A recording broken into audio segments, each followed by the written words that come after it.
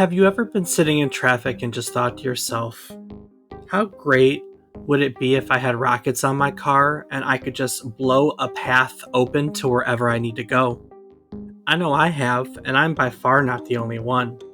This was the exact thought that three of the very first game designers at Sony had while sitting in traffic after a failed game brainstorming session. With this in mind, they had a great pitch for a game the next time around. This concept became the very first Twisted Metal, and today we're going to look at the history of the entire Twisted Metal series. So ask yourself, can you drive? And prepare for today's road trip down memory card lane.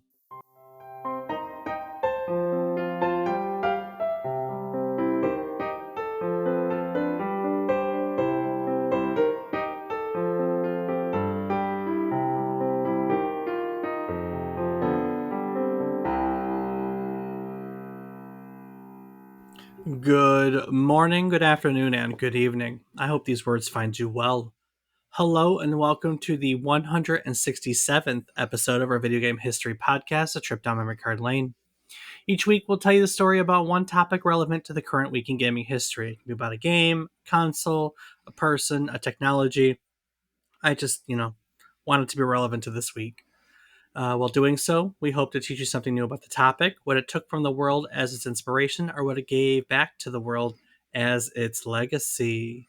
Today, we're all going to learn about Twisted Metal, originally released for the PlayStation on November 10th, 1995. I'm David Casson, and as always, I am teaching my co-host, who constantly participates in some vehicular manslaughter himself. He's my brother, Rob Casson. Rob, who's on the receiving end this time? Just some people who are trying to win the same competition as me, but you can't stop till you win. No, we can't stop till you win. Isn't that a slogan for someone? If you're not first, you're last. That's a slogan. Yeah, that was that one character from the Ricky Bobby. movie. Yeah, from the movie. What you been playing? Tell me about your video games this week. Well, Dave, this week has seen some of the finals, a little bit of Rocket League, and RuneScape as always. Of But I don't course. think there's been a whole lot else this week. It's been kind of light on games. So, how about yourself? What have you been up to? I'm pretty sure we played the finals in Rocket League together, Mm-hmm. so we can wipe those out. I also played some of House Flipper, Okay, right on. Love that game. and I restarted Red Dead Redemption 2. Nice. How's that going?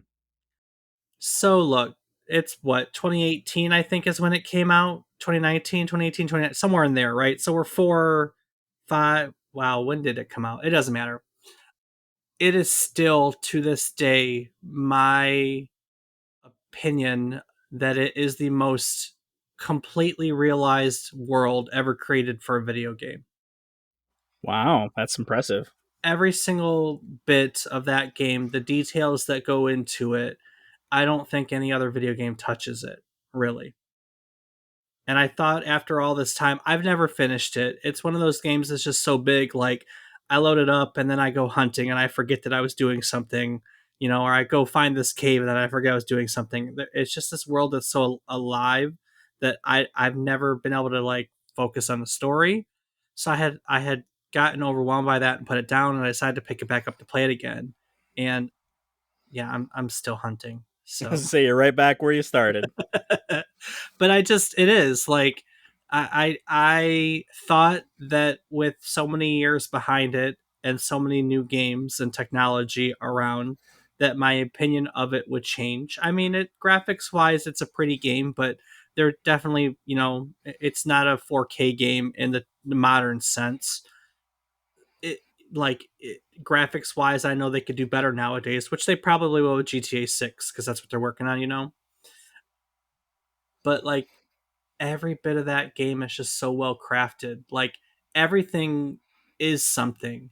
You open up a drawer and you pick up an item. It doesn't just go in your inventory. Like your guy grabs it and puts it in his knapsack. Like you go to skin an animal, you actually skin the animal. Like the animation comes on for you skinning the animal. Like it's both a game that like values your time and also doesn't value your time at the same time because it wastes all that time doing that. So like as a game, like you spend a lot of time watching your character do things, but as a fully realized experience, I don't think there's anything that touches it personally. So I still think it's a phenomenal game. Right on, Dave. Sounds like it is definitely a good one. Well, Twisted Metal, relevant culturally thanks to the TV show that was just released. Kind of weird though. Do you, Let me ask you this before we go into the history. Do you think Twisted Metal is a popular game? Hmm. That's tough because although I have friends that played it because I was into it, it's not something that I have heard a whole lot about outside of just us, really, I mean, until recently, honestly. to be fair, we haven't had one in over a decade now, so Well, even still, like it's a game that has been brought up with me multiple times, just talking about games we really enjoyed being when we were young, and not a lot of people have that I talked to have played it, other than like I said, the ones who played it with us. So yeah. I don't know. Well, buckle up because today we're going to kind of talk about the whole series from the beginning to the end, at least where we stand now. So, and we can trace the lineage of Twisted Metal all the way back to 1968. In 1968, David Evans and Ian Sutherland, they are pioneers in computer graphic technology. They were professors at computer science professors at the University of Utah. They decided to start a company, and it was called Evans and Sutherland. It was formed to produce hardware to run the systems being developed in the university. They got their start out of an abandoned barracks that was left on the university grounds. In the 1970s, they purchased the flight simulator division of General Electrics. We've talked about that before in our history on virtual reality. Hmm. They purchased GE's flight sim division and they formed a partnership with basically the UK equivalent, and together those companies would design and build flight simulators. And for the better part of the next 3 decades, they did just that. They specialized, specifically Evans and Sutherland, in building the display systems that had enough brightness to light up a simulator cockpit to daytime light levels. But this wasn't their only foray into simulations. In the late 1970s, they built a 5 projector graphics system to simulate a ship steaming rather, or streaming, depending on how you look at it. They simulated a ship steaming into New York Harbor and its surroundings. It was a project built for the U.S. Maritime Academy, and it was used to train pilots on how to navigate in and out of New York Harbor. And that project paved the way for lots of other future simulation systems. They built ones that were used to train people on the submarine periscopes. They built simulation systems that trained NASA astronauts in how to dock with the International Space Station. They trained astronauts in how to use the docking arm, the little arm outside of the space shuttle. They built simulation systems that would train on all of those. So simulations was their thing, right? Hmm. They've dabbled in other things throughout the years. In the 1980s, they had a digital theater division that sold all digital projectors that were used at mass audience experiences. Think things like planetariums, IMAX theaters, like entertainment and educational venues. They sold the systems for all that. During that time, they also had a geometric modeling system called CDRS. It provided high quality surface design capabilities that were photorealistically rendered. AKA, it was a system that was used by manufacturers that needed to do design and need to see what it looked like realistically. Some of the people that utilized CDRS were Ford and Chrysler, so it was used by the auto companies to help design cars. Throughout the years, they were dedicated to the concept of pushing computer graphics forward from a technological standpoint. For 3 years in the late 80s, they even sold a supercomputer. They were just always on the cutting edge. So in the 1990s, they decided to push this expertise of simulations, expertise of computer graphics simulation, computer graphics period. They wanted to push it to the commercial, like normal commercial market.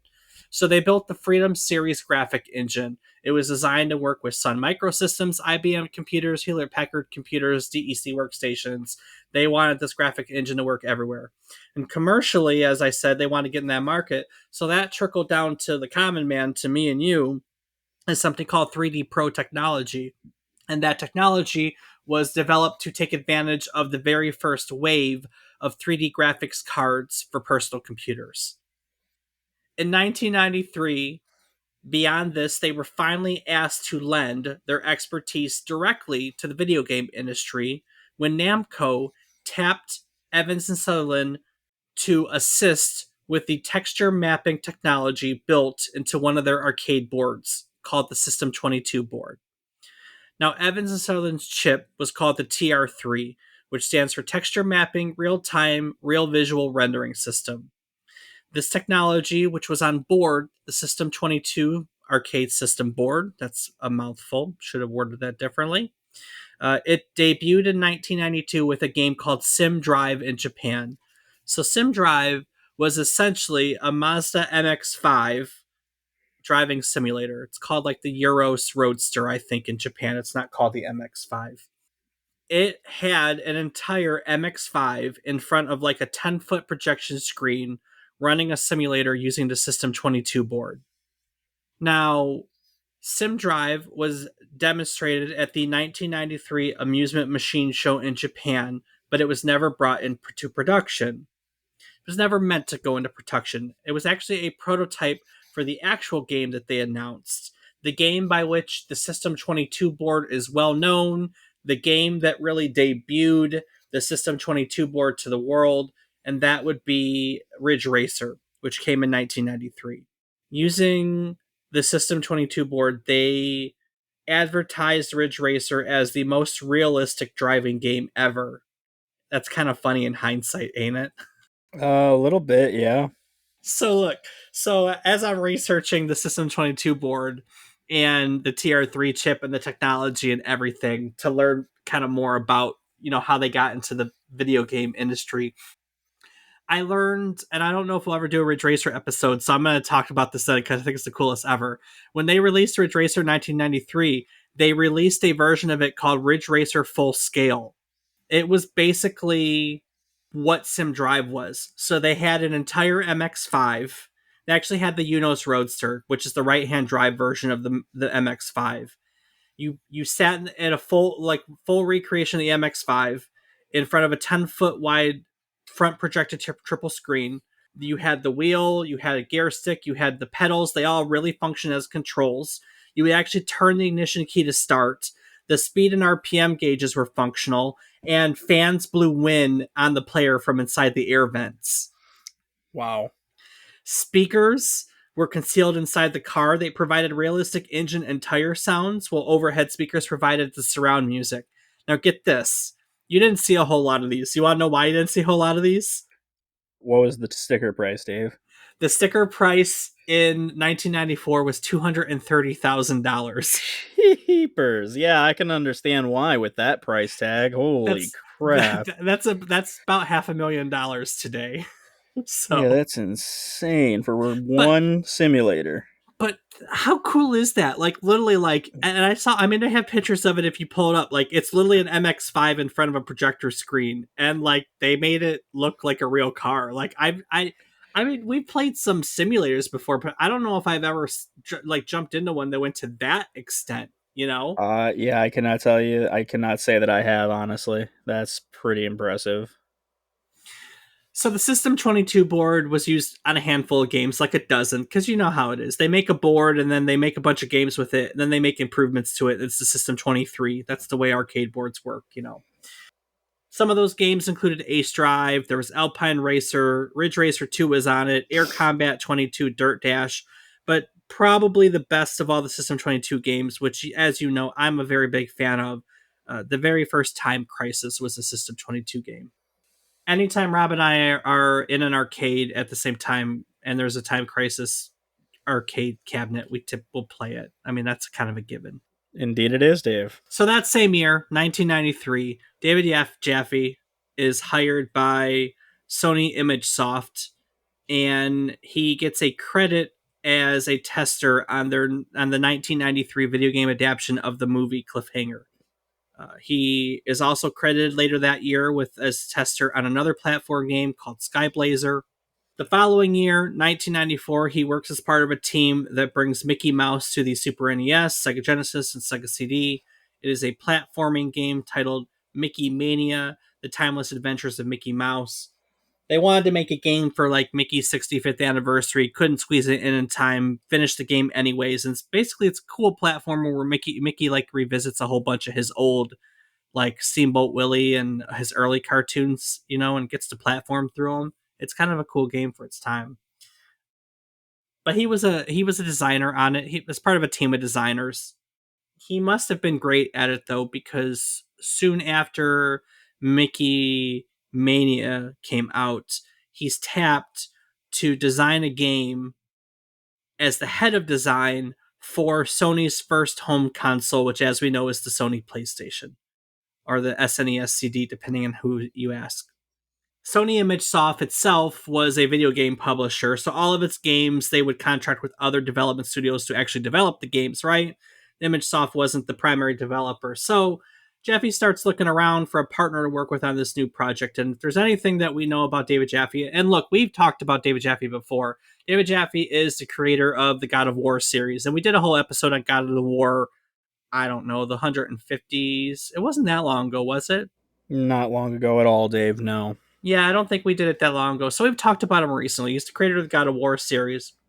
He's known for being very full of himself, and that can be very off-putting to some people. And that was true here in the beginning too.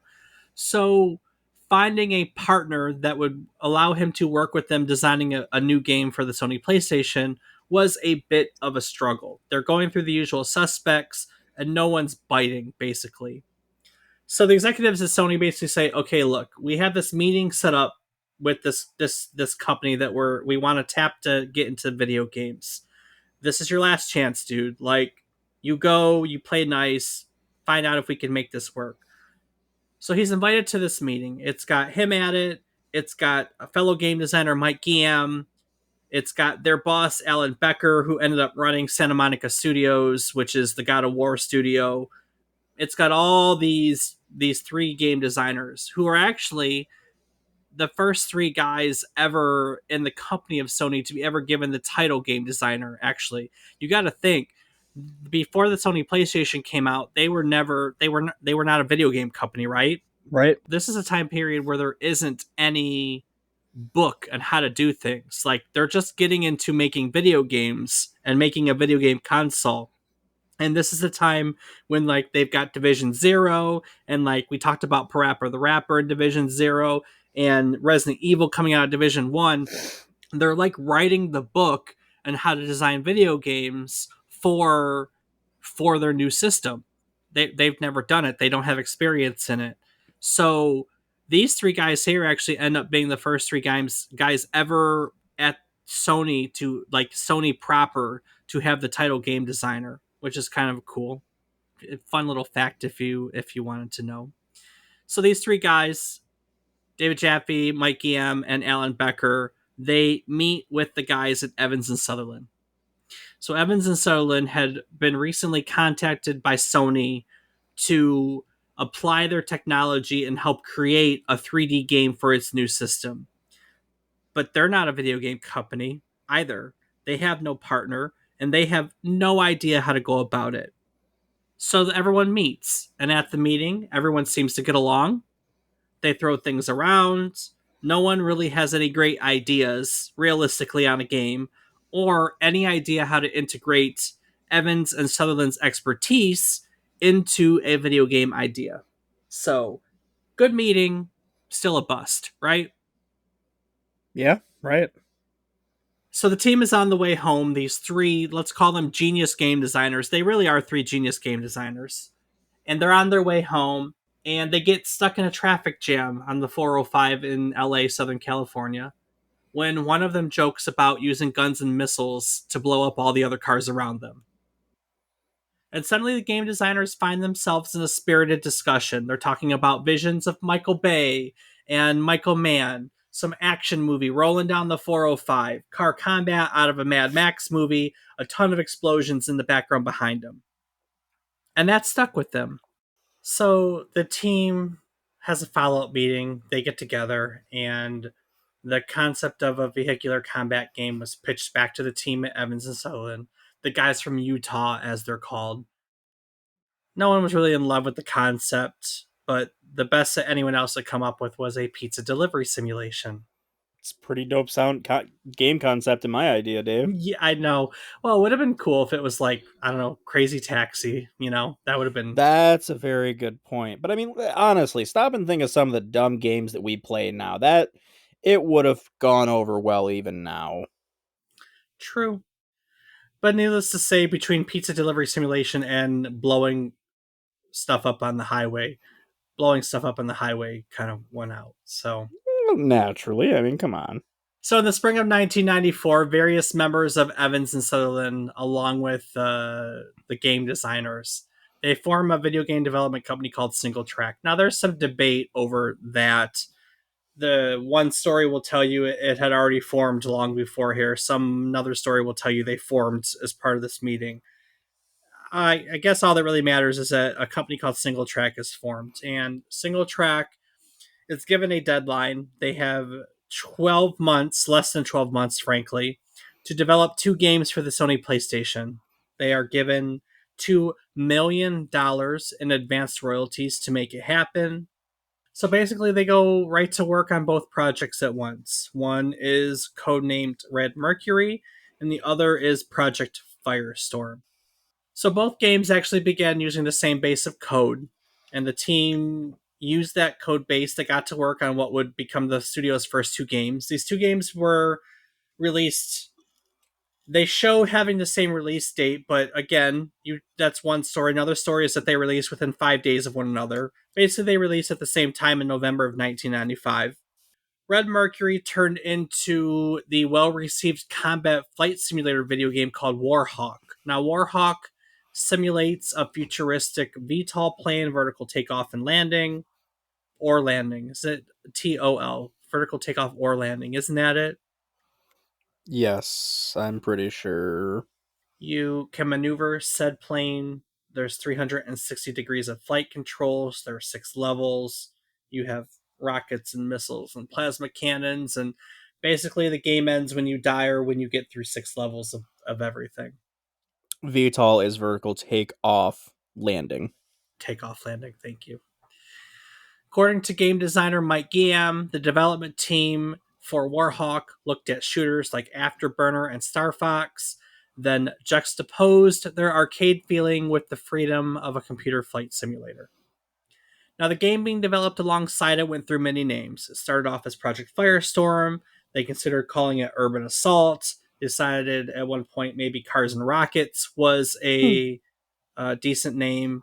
It was called High Octane at one point, but what they eventually settled on is what we know it as today, and that is Twisted Metal. So, as I said, they developed these two games together. During the testing phase, for instance, you could actually fly the Warhawk ship around the first arena of Twisted Metals and fire rockets down at the cars below. And then obviously they split that off into its own game and it became Warhawk.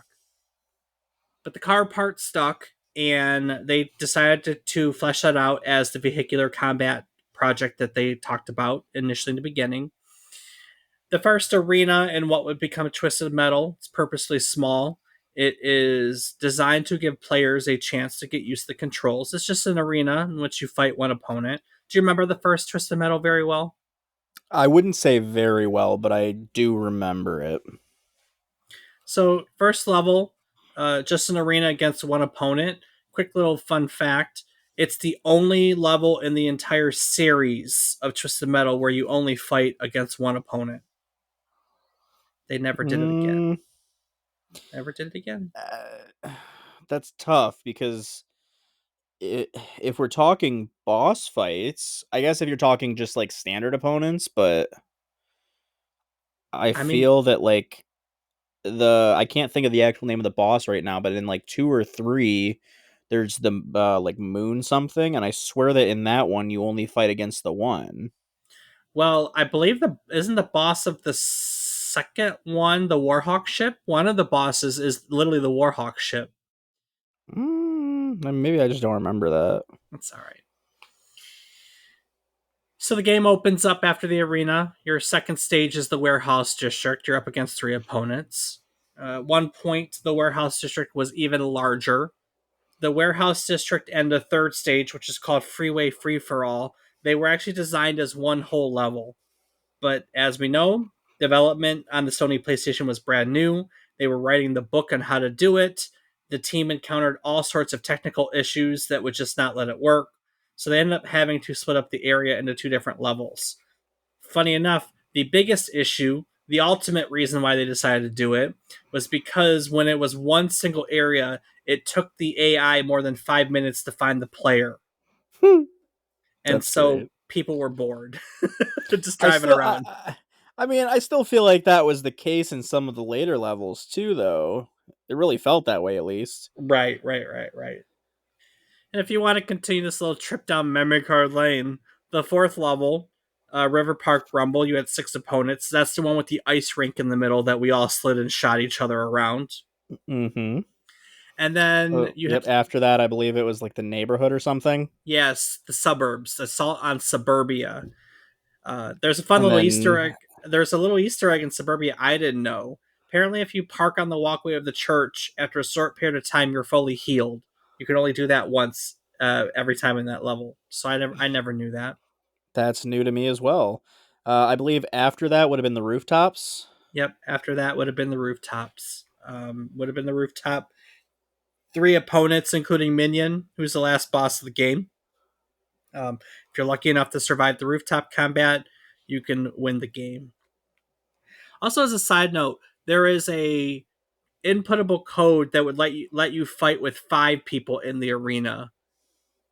Like as a like, I mean, back then the PlayStation time, we had little cheat codes on the controllers, so there was actually one that would let you unlock a special level in the arena with four other cars or five other cars. I can't remember which, but I know it's a five-person arena. So yeah, I did not. That was the stuff that escaped me, I suppose, as I this was just this very is vanilla with the gameplay. well, this is early, and chances are you didn't get introduced to the series till the later Twisted Metal. So Oh no, I definitely played the first one a ton. I wouldn't say it's the most played in the series, but I played the hell out of it. now, another little interesting thing about the development of the original Twisted Metal, they actually filmed live action endings for all of its playable characters. They were all directed by Jaffe himself. They're absolutely ridiculous. In each of them, you drive up to Calypso, who is like a man with a burnt face, looks like Pizza Face Man to me. He's like surrounded by these really jacked up bodyguards holding rifles and these women wearing skimpy bikinis. And the concept of the Twisted Metal tournament is if you win the tournament, you're granted anything your heart desires, absolutely anything. So in all of them, people get what they desire. A lot of times with the twist, like you wish for this, you're gonna wish you didn't wish for this. Like Oh yeah, one guy wishes Spectre is one of the characters. He's a ghost, a Spectre, and he wants to come back to life. So he drinks the little potion that makes him come back to life, and then Calypso shoots him. nice. Like they're fantastic. They're like, I wouldn't even call them B movies. They're like C or D movies, to be honest with you. They're awful and good at the same time. That's awesome.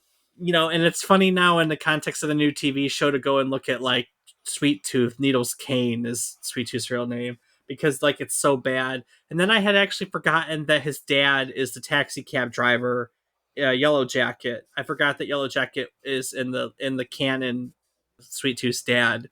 So like, Shit, yeah, yeah, that's right? news to me. Yeah, there's all sorts of stuff that you get if you watch these movies. They weren't in the original game. They were shown to the development team, the guys from Utah, as you see in a lot of old interviews, because the part of the team stayed in Southern California, and they found them offensive. I'm not surprised. I mean, literally, like big men with AK-47s and skimpy bikinis and like you know the worst acting gone wrong. Every which way it's a twist. You know what I mean? Like I'm not surprised they were offended by them. You Yeah, can it makes sense. you can actually still see the endings. I went and I watched them all the other night. They were included as bonus contents in one of the later entries in the series. We'll get to that. So but as they're developing the games between Warhawk and Twisted Metal, Warhawk was definitely the favorite between the two. Executives at Sony didn't understand Twisted Metal. They didn't think it was going to play well. They kept putting it in front of focus groups, and the focus groups were not in love with the game either. It was the afterthought between these pair of games that SingleTrac was creating. But they did create it. They finished Twisted Metal. The game went gold. They ended up spending $850,000 on it alone. To put into perspective, that was its final budget. They released it right alongside Warhawk, and much to the surprise of all the naysayers, Twisted Metal was an absolute success. It received positive reviews from critics. Electronic Gaming Monthly magazine named it their Game of the Year for 1995.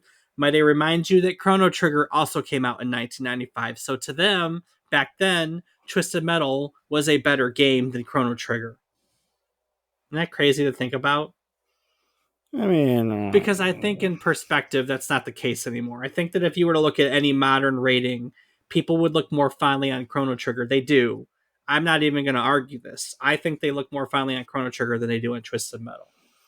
and see, I from that perspective, I could understand it, but having never played Chrono Trigger and loving the hell out of Twisted Metal, it is a little. It makes sense to me, but But I'll explain. the I'll explain to you why that is. So you have to put everything into context, and this is this is the Sony PlayStation, right?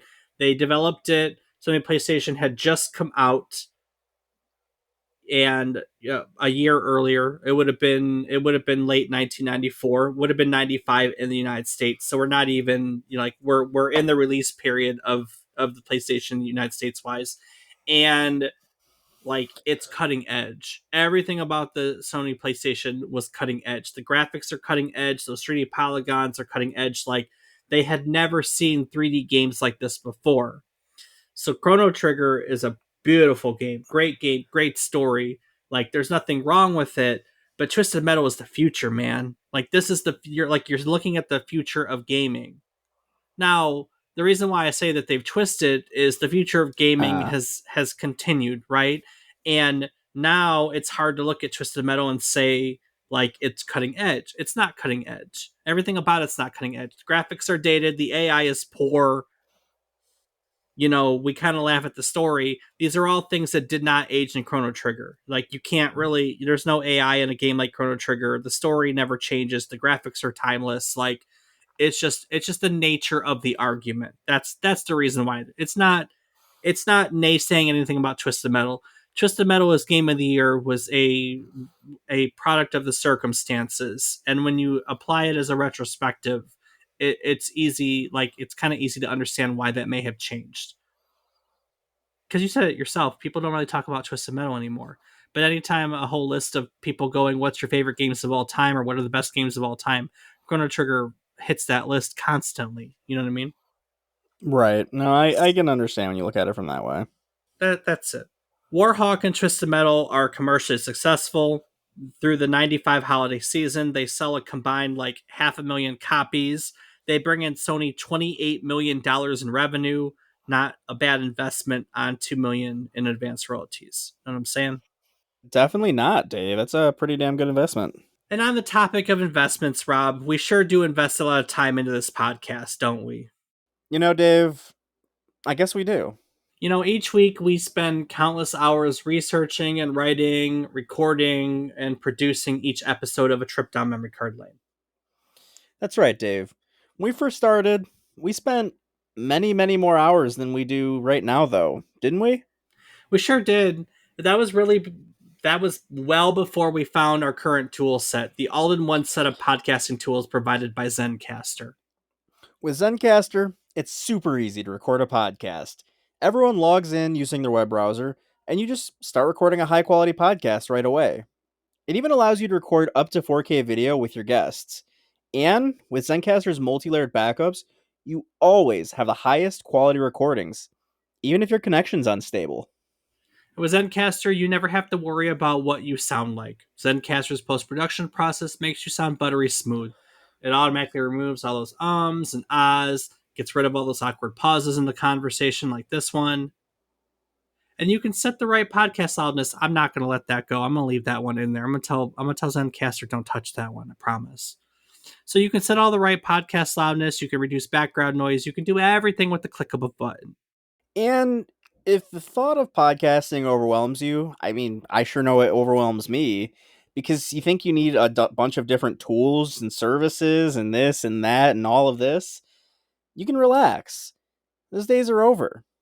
With Zencaster's all in one podcasting platform, you can create your podcast, edit it, and even distribute it to major sources like Spotify and Apple and other major destinations, all from one place.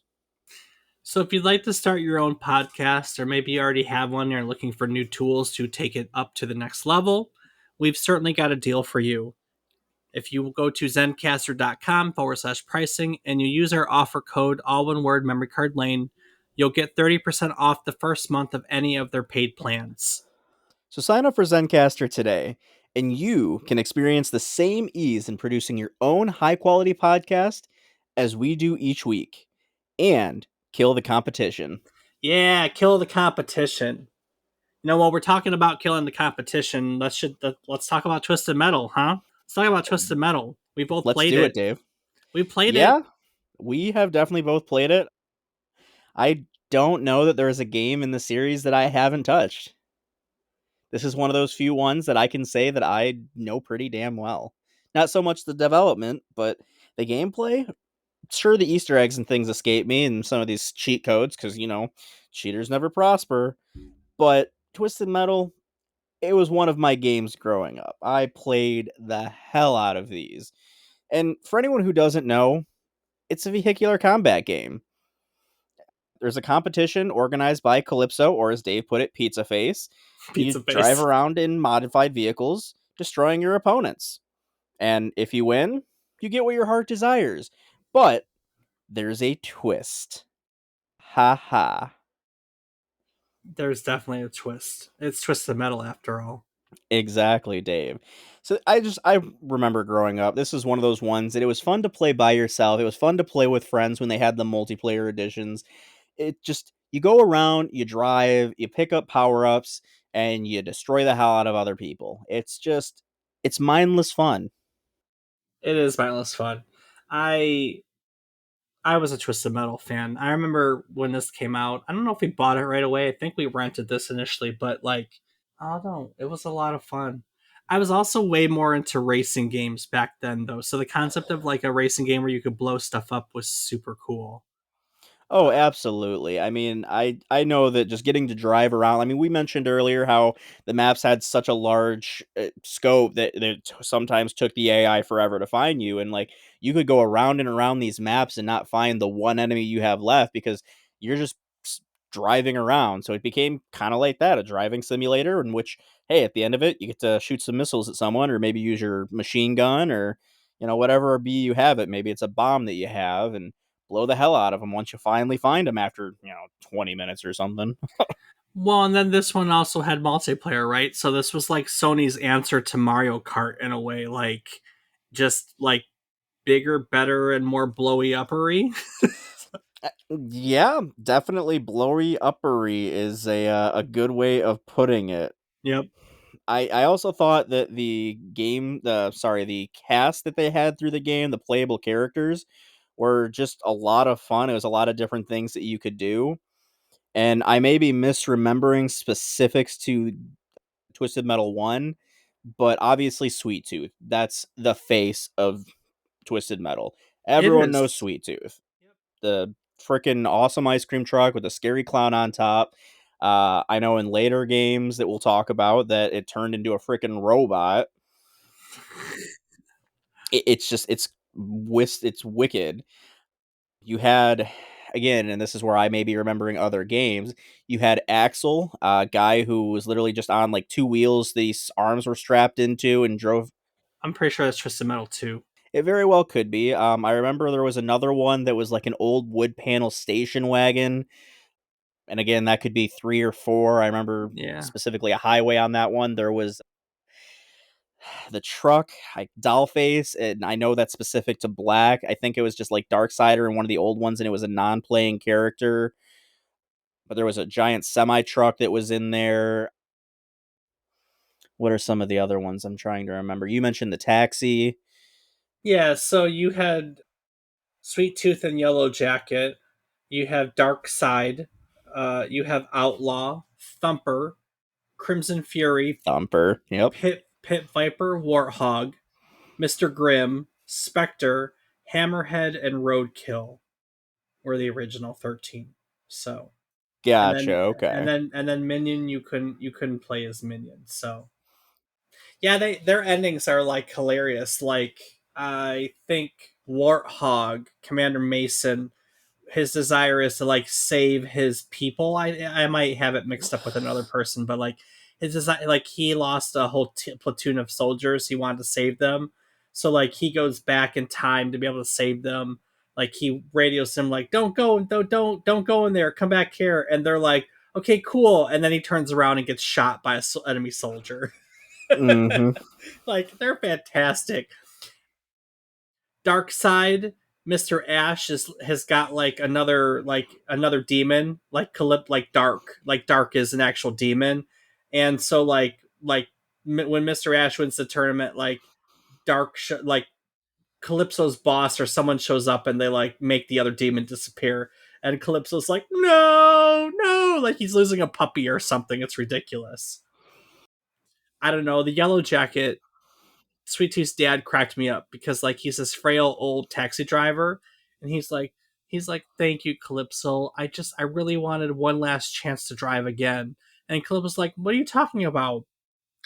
We it doesn't have to end here." And he gives him this liquid to drink. He drinks the liquid, and he goes, "Now you can drive forever." And then he goes from being this like frail old man to being like this crazy wide-eyed old man. And he's like, "All right, let's get on the road," or some crap like that.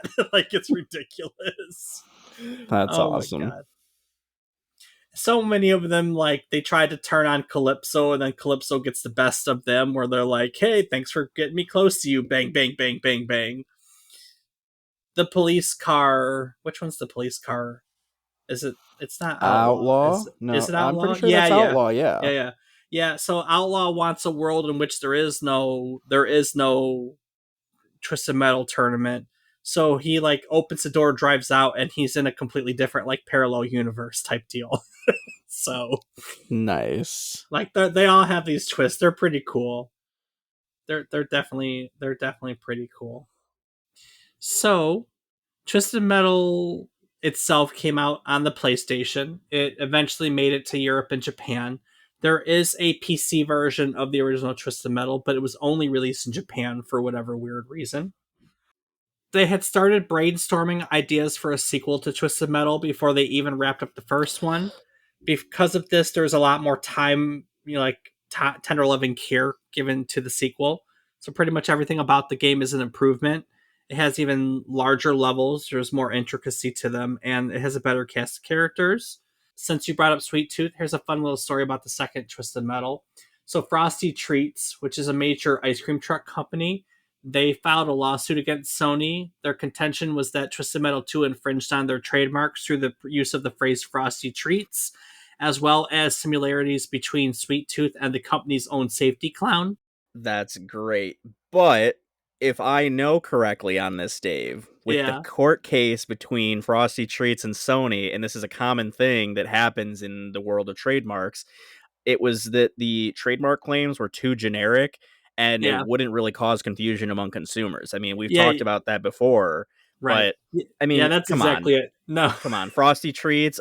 No one's gonna freaking think Frosty Treats has got anything to do with Sweet Tooth. I mean, they're not I going know. around with a clown on fire shooting at people, True. unless they shoot ice cream, which would be kind of cool. Very true. Very, very true.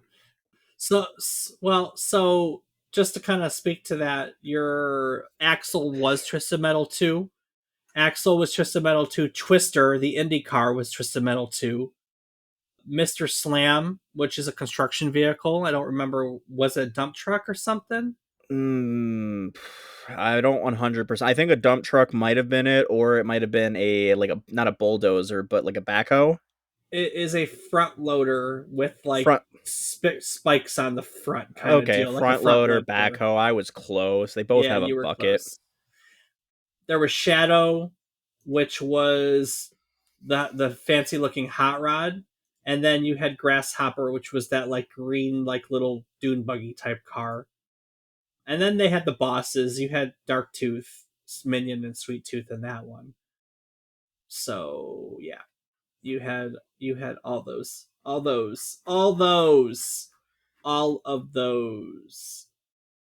Both those games were made by SingleTrac. Just like with the first one, they made Twisted Metal 2 alongside another game that would be Jet Moto. So Jet Moto and Twisted Metal 2 were actually released on the same day, if I'm not mistaken. Both these games were successful. SingleTrac was really riding high. They were, Twisted Metal was everywhere, so they were well into the world. But not everything that SingleTrac did turned to gold. In early 1997, they signed a deal with Microsoft to publish PC games, but nothing ever came of that deal. In late 97, they signed on as a developer for the Nintendo 64, but again, no Nintendo 64 games. At some point, the studio ended up being bought out by GT Interactive, but Sony owned the rights to Twisted Metal, so SingleTrac as a GT Interactive studio could no longer work on the Twisted Metal series. They did keep working. They ended up making a bunch of like non-vehicular games, Critical Depth, Road Trip, Outwars. They were basically vehicular combat games and other types of games, all of which that just weren't Twisted Metal. SingleTrac ended up closing down in like the year 2000 and didn't really do anything else that's notable. But Sony still owned Twisted Metal. Twisted Metal was a highly successful franchise. The games sold well. The games that merchandised well. I don't know if you know this, but Sony Twisted Metal was one of the first games that Sony tried to merchandise too. So of course they want to keep the money, the cash cow going. They decide to produce a third game in the franchise that's headed up by 989 Studios. So we've talked about 989 Studios before. They're known for developing some gaming icons, like MLB 99, NHL Face Off, Cool Borders 3, Spawn the Eternal, just absolute classics in the gaming industry. You know what I mean? Absolutely. And we've talked about them before because they also made EverQuest. Just throwing it out there. So Twisted Metal 3, released in 1998, not exactly the highlight of the series. That's when they get a few new contestants like Flower Power, Firestarter, Augur, which is just a different construction worker. And they keep going. I mean, Twisted Metal 3 doesn't do very well, but it still makes a little bit of money. So here comes Twisted Metal 4, 1999, also 989 Studios. 3 and 4 just aren't looked at very fondly. And I will say this about 3 and 4, just kind of glance over it. So, because of the contract that Sony had with SingleTrac, they didn't have access to the game's source code, physics engine, anything. So, they essentially had to nix everything they did in the first two Twisted Metal games and start from scratch. So, they rebuild a game for Twisted Metal 3 and they make improvements to it for Twisted Metal 4. But the series wasn't nearly as good as it used to be, and therefore it just wasn't nearly as popular. And And a funny thing on 3 and 4, Dave, is I actually remember seeing something that David Jaffe had talked about specifically with regarding 3 and 4, mhm, that speaking specifically of those two games, he said that they're good games. They're just not good Twisted Metal games. it's very true. He did say that in an interview, which is true. They for all purposes are good games, but you're right. They're not Twisted Metal games. So But I will say this. After that, they did pretty freaking phenomenal they with the did. release of Twisted Metal Black, which is Yeah. by and far my favorite addition to the series. That is the Twisted Metal game that I have the most amount of time in. I loved everything about it. The backstory to the characters, getting to see how they became what they were, and how they ended up like after winning the competition. You could play as each character, similar to one, you know, they get everything at the end, but you could see the development of like how they became who they were. Specifically, my favorite was Dollface, who literally had a porcelain doll like face over her head, and she was the driver of the big semi. And it was so much. It was just really awesome to see that and just learn like how did this person get a doll on their face, and to learn that like there's actually metal spikes that impale on her face and it can't be taken off because of the lock. And even after she can take the lock off, she's like, "No, nah, I'm good." So like it's just it's really cool. I loved Twisted Metal Black. It's honestly what renewed my faith in the series at the time. I was hopeful that they would continue making great games like that. But I played so much Twisted Metal Black. It was so much fun to me. And the one after that was pretty okay too. I mean, it was a different style, but it was a fun game, I'll say that, but it was definitely different, and that would be Twisted Metal Small Brawl. And you just had remote control cars doing what you did in Twisted Metal. It didn't have the dark storyline though, and I feel like It's that true. kind of took away from the series, like from the game itself. It was still fun to play as a brawl of cars, but without the storylines, it was just a demolition game in my opinion. It wasn't really Twisted Metal in that regard. Very true. You know why Twisted Metal Black was so good? Why is that, Dave? Because it was made by the team out of the original Twisted Metals that you like. So remember how I said that GT Interactive kept making vehicular combat games that weren't quite Twisted Metal? Yep.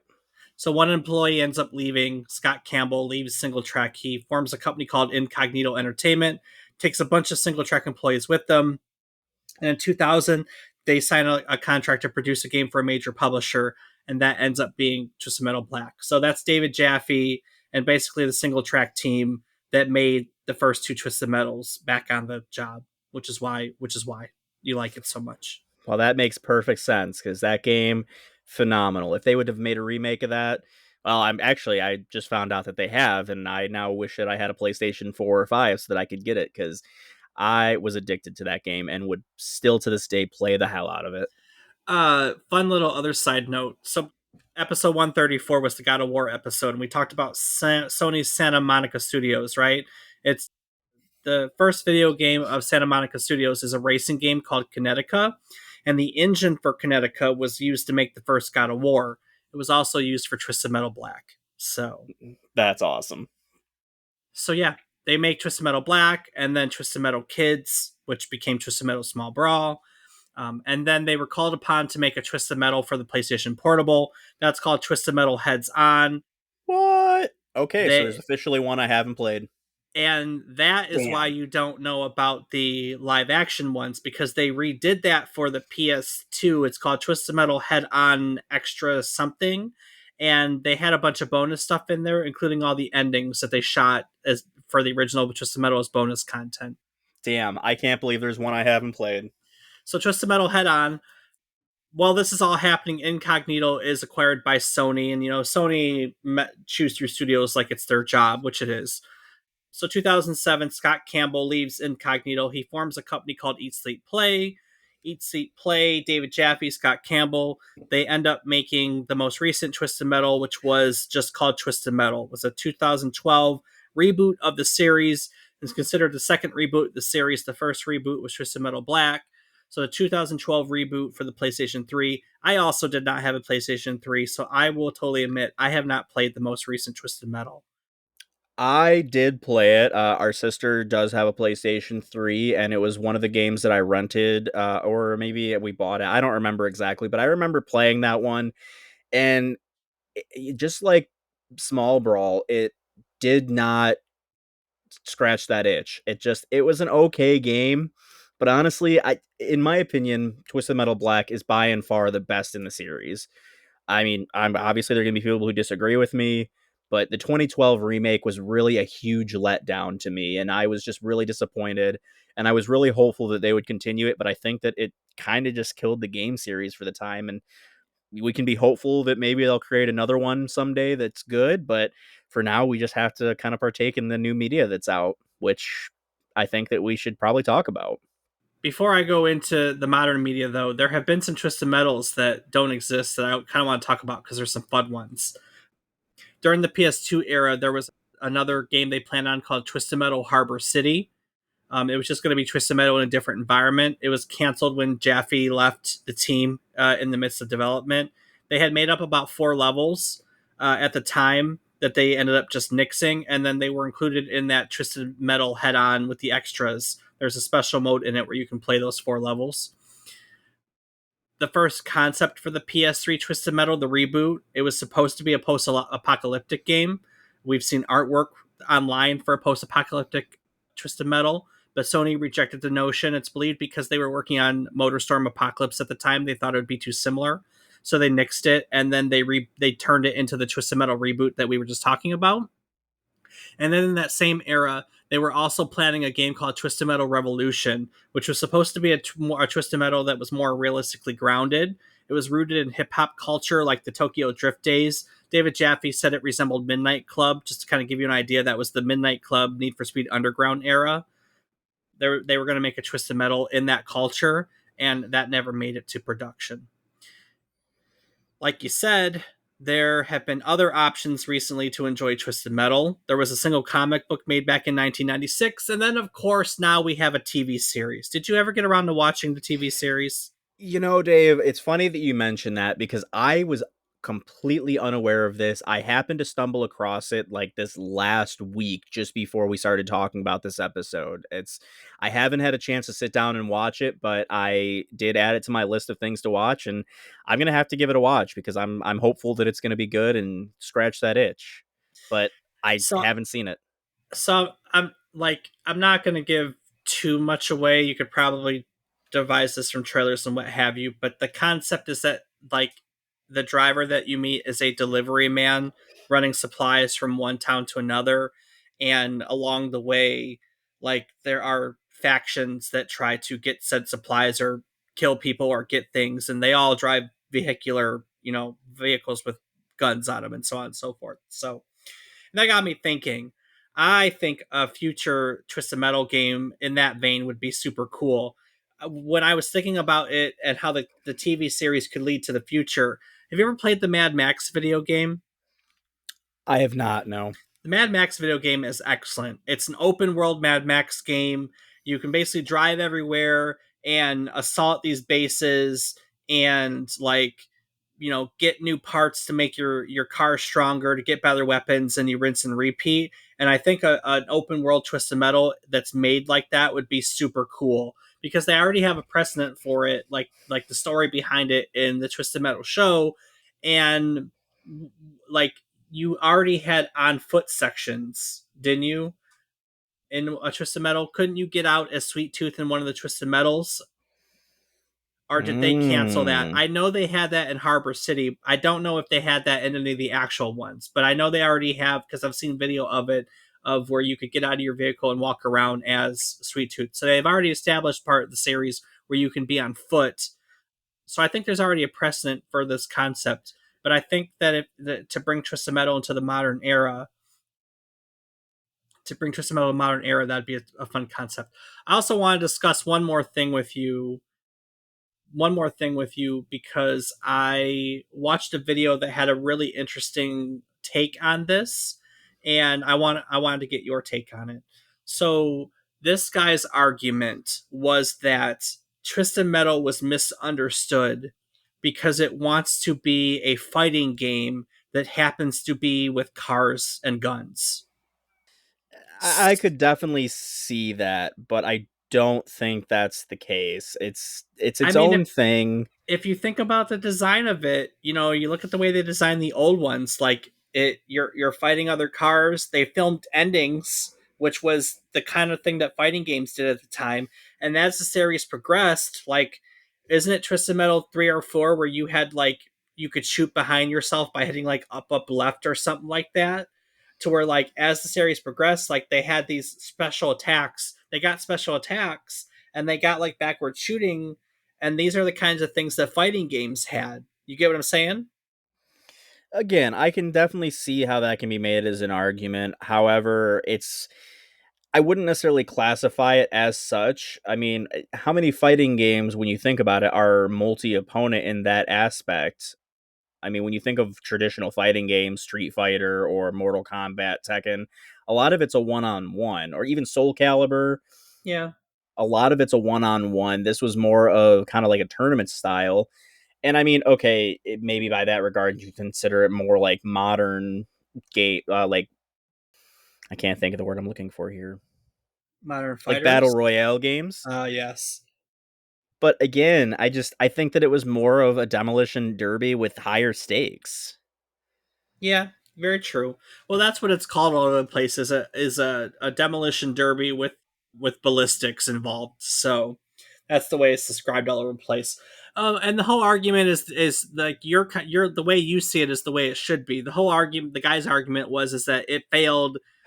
It was never looked at popular with Sony or focus groups because they saw it as a fighting game because of the way it was designed, and it didn't. But it really intrigued me because his argument was valid. Like if you think about it, like the way they filmed the endings and made a story, and the way that, like they have special move sets later on, like there's definitely an argument to be lent that maybe they thought about it from the design standpoint of it being like a fighting game, you know. So I mean, it's definitely a good idea to have done so, even. I mean, it's a good, obviously, fighting games were popular, so why not make one just with cars? But yeah. again, I can see the argument, but I just personally think that it's not so much that. But, again, everyone's got their own opinion and their own views on things, and that is what it is.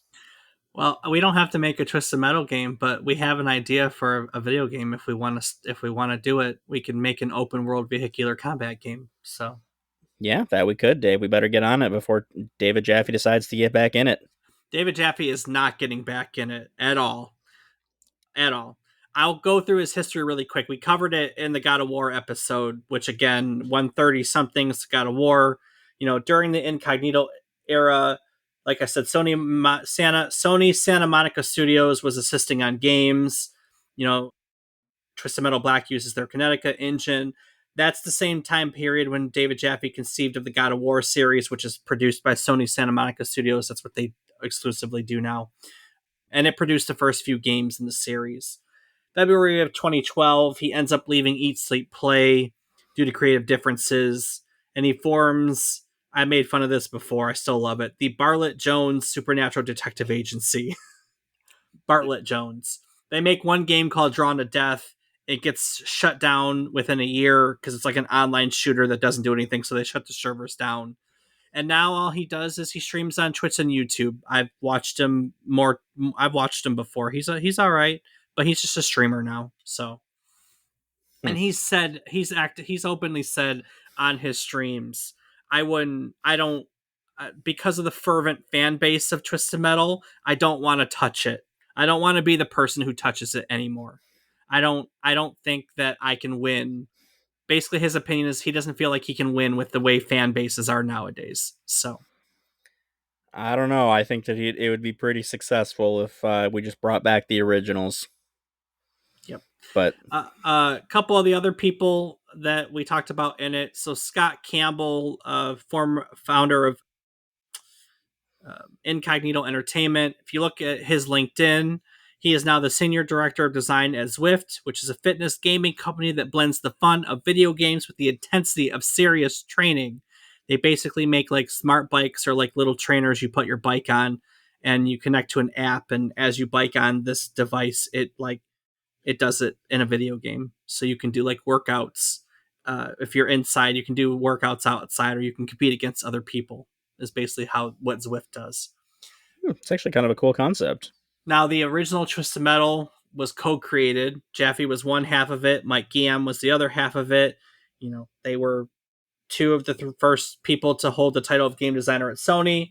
Giam ended up working for Sony for 13 years. He eventually became a creative director for its Santa Monica studio during the God of War era. So he was the boss of everyone that was making God of War at that time. Quick look at his LinkedIn shows that he's now the principal designer and manager for Shell Games. As advertised, his current project repertoire includes not only screen based games, but also an array of cutting edge AR and VR experiences, as well as interactive theme park attraction design. I just wanted to put that in there because that last part is fascinating to me. So, Definitely. and that's pretty much all she wrote for Twisted Metal. I think Alan Becker is still with Sony Studios Santa Monica. I forgot about that guy. My bad. Nice. Anyway, fun time, huh? Absolutely, Dave. Fantastic game series. If you have never played any of them, I would say do yourself the justice. Play one of them. Recommend 1, 2, or Black. But again, if for people who are into Demolition Derby style or fighting games, if you want to go that route, or who love a dark storyline, fantastic games. These creators did just a fantastic job, and it's a game series that's going to be near and dear to me forever. I really wish that they'll create a new one that can live up to the hype of the old ones, but for now, it'll just be that little dose of nostalgia. I stand corrected. Alan Becker was senior vice president of Sony's Japan studio till 2020, and then he retired. So he got promoted to senior VP and then retired in 2020. His LinkedIn calls him a video game industry has been. That's great. That's great. Good for him. Good for him. All right. Well, like I said, we got a few stories in there. The Kinetica, God of War, the VR, and the GE Flight Sim division. These are all stories that we've talked about in previous episodes. And as you know, you can catch all of our previous episodes on our website at www.memorycardlane.com. Rob, what else can people find on our website? Well, Dave, people can find calendars of previous and upcoming episodes. One good notable shout out that I wanted to mention earlier but decided to wait is episode 17, where we talked about games that were around or inspired by Christmas, which one of them being the original Twisted Metal, which was right around Christmas time in, I believe it was California. It was Los Angeles, Beverly Hills, in that area. So definitely go give those a check out. Look at our calendar of future and previous episodes. Maybe for the future ones, you can tell us a little bit about them. You can find links to things such as our Discord, where you can come hang out with Dave and, tell us about your experiences with these games you've had. Maybe share your love of the Twisted Metal series or your hate of it. We'd love to hear both sides of things. You can find links to our Patreon, where for a couple of dollars, you can help support Dave and I in the production of these episodes, as well as getting access to unedited and ad-free episodes. And you can find links to things such as our social media, where I can be found on several platforms as Rob_O_Raptor and Dave. I can be found on various platforms as David is wrong, because I'm wrong. Indeed, you are. Each week, we tell you a story about one topic relevant to the current week in video game history. While doing so, we hope to teach you something new about the topic, what it took from the world as its inspiration, or what it gave back to the world in its legacy. One of the best parts about getting to do this each week, as we research episodes, we inevitably learn things. And as I teach them to other people, I learn things. So it's this great cycle of teaching and learning, teaching and learning. And in recognition of that, we like to go round table at the end of each episode and talk about basically what we've learned. So, Rob, what did you learn today? Well, Dave, I think that my absolute favorite takeaway from this whole episode is that there was a game pitched against Twisted Metal for pizza delivery. That's what you like? That I mean, a lot of the other stuff is all great. I admittedly knew quite a bit about this one. This is one of the few games that I had done a little more research into. Definitely nowhere near as in depth as you, but not a whole lot had surprised me. But just that simple fact is freaking hilarious, and just the thought that that could have been what stopped Twisted Metal. There was clearly no chance of that happening, but it also makes you think, like, what if they had incorporated that into Twisted Metal? Like, so Sweet Tooth, instead of just going around and doing this, is also trying to deliver ice cream. Maybe that's all he was trying to do the whole time. He wanted to deliver some ice cream to people and got himself into this tournament, and now he's like, well, shit, I gotta win so that I can get my ice cream out. Like, it's a fun thought, you know? It is a fun thought. It is very much a So fun thought. I definitely like that. It's also, you definitely shocked me with the fact that there's a Twisted Metal game that I had not played. head on. That's shocking to me. I thought it was pretty cool too. The you mentioned the, I believe it was Warhawk. That was not, to my knowledge, ever playable in any of the games or even appeared in any of them. But I think that would have been pretty freaking cool to maybe even as a small little Easter egg, like, oh, you won the game. Now you get to go back and shoot all the contestants from a plane up above. So just a lot of different cool things like that. That just it's all awesome, man. I love this game, and to learn more about it than I had already known, it's great. So Well, I looked it up. Warhawk is the last boss of Twisted Metal Black. That's the ship. The last boss of Twisted Metal Black is the ship from their very first video game. really, Mm-hmm.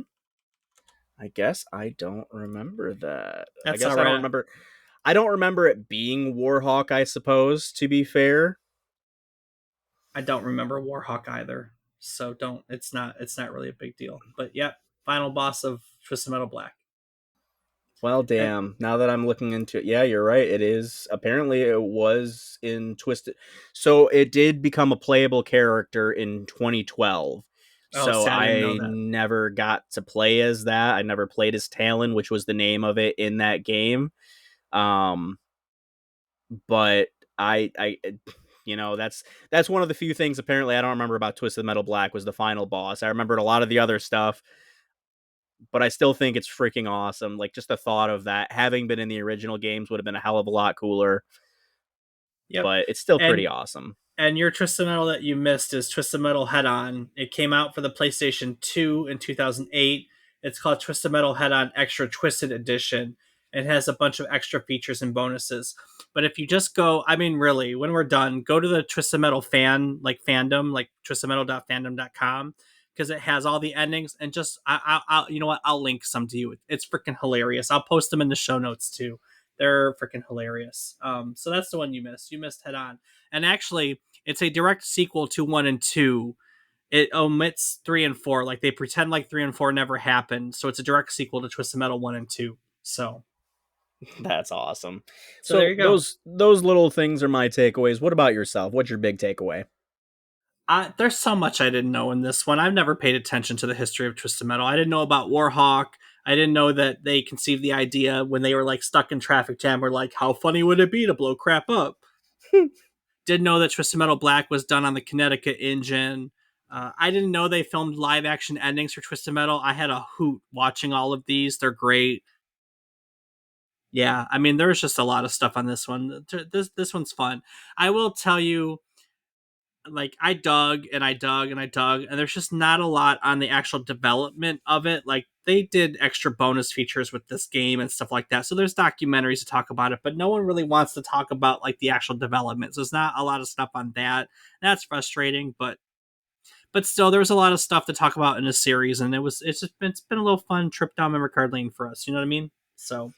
Indeed, it has, Dave. All right, Rob. Well, we've gone kind of long, but that's okay because we don't that often, and we really like this game. And before I take it out of here, is there anything that you'd like to add to today's episode? As always, Dave, I have to take a quick moment to say thank you so much to everyone for listening. It means the world to us, and we really do hope that you enjoy it and that you have passion in some of these games that we talk about, clearly like we do in Twisted Metal. So if you do, let us know, or just continue listening and showing us your support. So it means the world to us, so thank you. Awesome. All right, Rob. Next week is an episode that I've kind of both been looking forward to and dreading for some time. We're going to be covering one of the absolute titans in the gaming industry. To say that it changed the face of what I believe is the entire gaming industry, I don't think that's giving it all its due credit. Again, on the list of every single list of like greatest video games of all time, I really don't think it needs much of an introduction beyond the crap I've alluded to. So I'm just not gonna. Rob, next week we're gonna do Halo. It's time. So Alrighty. yeah, we're gonna look at Halo Combat Evolved. We'll look at the Halo first step in the Halo series. So yeah, join us next week as we frag our friends on yet another trip down memory card lane to the thing. Dum dum dum dum dum dum dum dum doo doo.